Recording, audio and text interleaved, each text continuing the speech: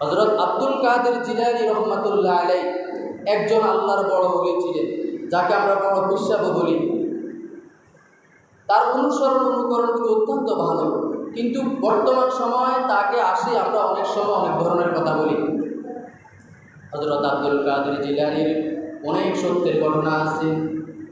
আব্দুল কাদের জিলানী রহমাতুল্লাহ আলাইহি বলা আছে যে এইরকম বিভিন্ন রেওয়াতের মধ্যে, বিভিন্ন কিতাবের মধ্যে আছে সে মায়ের গর্ভ থেকে 18 পারা কোরআন শরীফ মুখস্থ করেছে।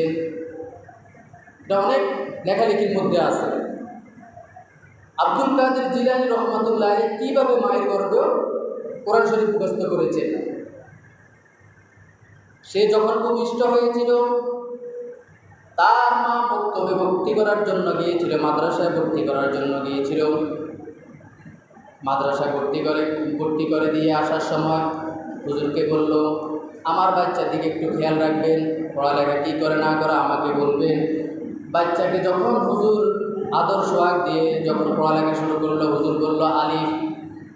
বাচ্চা একটু প্রশ্ন করলো যে হুজুর আপনি আলিফ বলছেন, একটু আলিফের মানেটা বলেন। কিছু চালাক স্টুডেন্ট তো থাকে, বা আপনি আলিফের মানেটা বলেন। হুজুরকে তোরে দিয়েছি পড়তাম, তুই পড়বি, তো আলিফের মানে কেন বলছ? আলিফের মানে কেন বলছ? কারণ একটু বলেন। বা আলিফের মানে হলো, তা আমি মানেটা নিয়ে কিছু বুঝি না। হুজুর বলে আমি মানেটা নিয়ে কিছু বুঝি না, তোমারে পড়তে দিয়েছি, তুমি বলো। তুমি প্রথম দিন আসিয়ে আমাকে প্রশ্ন করো, কেন হুজুর আপনি যদি আলিফের না মানি না বলেন তাহলে আমি পড়বো না। একটু ধমক বুদ্ধি বললো, একটু পড়ো না, কেন আমি পড়বো না। আচ্ছা তুমি কি জানো নি? একটু বলো। সে হ্যাঁ আমি তো জানি। তো বলো।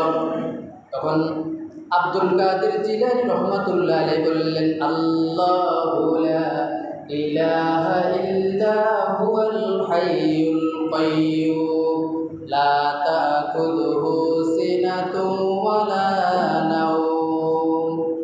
আয়াতুল আখির। এইভাবে আয়াতুল কুরসি থেকে শুরু করে সূরা বাকারা থেকে শুরু করে একবারে যে 18 নম্বর পারা পর্যন্ত এইভাবে থ্রোলি শুধু পড়তে আছে।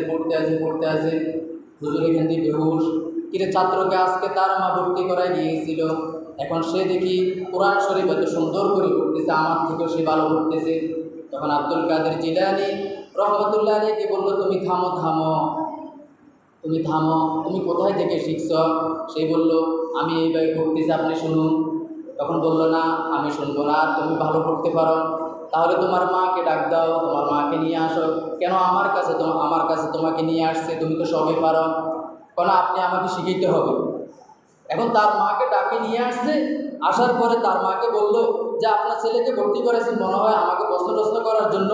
এখন তো সে দেখি কোরআন শরীফ পুরোই পড়তে পারে সুন্দর মতো, সে মুখস্থ বলতেছে। আপনি কি তাকে কি আগে কোথাও পড়েছেন? কয় না, সবেমাত্র আগে ভর্তি করেছি, এখনও কোথাও পড়ালেখা করায় না, এখন তো শুরু করছে না। আমি বললাম তাকে আলিফ বলতো, সে বলে আলিফের মানে কি? সে আলিফের মানে বললো আল্লাহু লা ইলাহা ইল্লা হুয়াল হাইয়ুল কাইয়্যুম, যিনি একক অদ্বিতীয়, যিনি চিরঞ্জীব এবং চিরস্থায়ী। এইভাবে সে বলতেছে। এখন তাকে তার কারণ কি?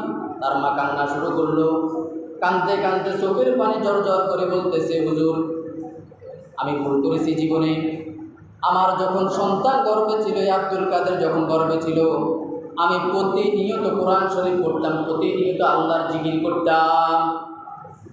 এজন্য মা ভালো তো ছেলে মেয়ে ভালো, গাই ভালো তো দুধ ভালো তো ঘি ভালো। এখন আমরা মারা কি করি? বর্তমান সময় তো আসি কাজ নেই, মোবাইল নিয়ে বসেই থাকি। এজন্য গর্ভ অবস্থা থাকা অবস্থায় জিকির আজকার বেশি করে করতে হবে, তাহলে না ছেলে মেয়ে ভালো হবে। গাছ ভালো তো ফল ভালো। আব্দুল কাদের জিলানীর মা এইভাবে কান্না করতে বলতেছেন, হুজুর আমাকে ক্ষমা করবেন। তৎকালীন সময় অত্যন্ত কাজ ছিল, কাজের ফাঁকে আমি কোরআন শরীফ পড়তাম, জিকির আজকার করতাম। আমার গর্ভে ছেলে সন্তান ছিল আমি জানি না, কিন্তু আল্লাহ রাব্বুল আলামিন ভূমিষ্ঠ হওয়ার পর সে ফুটফুটে অত্যন্ত সুন্দর ছিল। এজন্য সে কোরআন শরীফ মনে হয় যেন আমি পড়তে সে শুনতে এভাবে মুখস্থ হয়ে গিয়েছিল। সুবহানাল্লাহ। এখন বলে যে আমি যদি বাকি 12 পারাটাও যদি আমি পড়তাম, সুন্দর মতো যদি পড়তাম, তাহলে তো আমার ছেলে পুরো 30 পারা কোরআন হাফেজ হয়ে। এজন্য যে বলা হয়েছে যে মা যখন সন্তান গর্ভে আসবে তখন ভালো কাজগুলো করার জন্য চেষ্টা করবে। আব্দুল কাদের জিলানী রহমাতুল্লাহ আলাইহি এইভাবে মানুষের মাঝে ইসলাম প্রচার করেছেন, কোরআন হাদিস প্রচার করেছেন। কিন্তু বর্তমান সময়ে আমরা তাকে বিভ্রান্তির মধ্যে পালাই দিই। কারণ কেউ বলে আল্লাহর ধন রাসূলকে দিয়া, আল্লাহ হইল গায়েব হইয়া, রাসূলের ধন খাজা পাইয়া, খাজা বৈশা আছে আজমিরে, কেউ ফিরে না খালি হাতে। এই কথা প্রচলনগুলো সে খাজাও জানে না। খাজা মঈনুদ্দিন চিশতি রহমতুল্লাহ আলাইহি তিনিও ভালো ছিলেন। তাদের পড়াশোনা শাহজালাল, শাহপুরান ইয়ামানি, শাহ মাকদুম ইয়ামানি, শাহ মাকদুম, খানজাহান আলী, এদের মাধ্যমেই বাংলাদেশে ইসলাম প্রচার হয়েছে। এখন তো আমরা আলেমরাও বিভিন্ন ধরনের হয়ে থাকি, কথা কাজে আমরা মিল নেই। আমাদের উপর আযাব আসবে না, আযাব কই থেকে আসবে?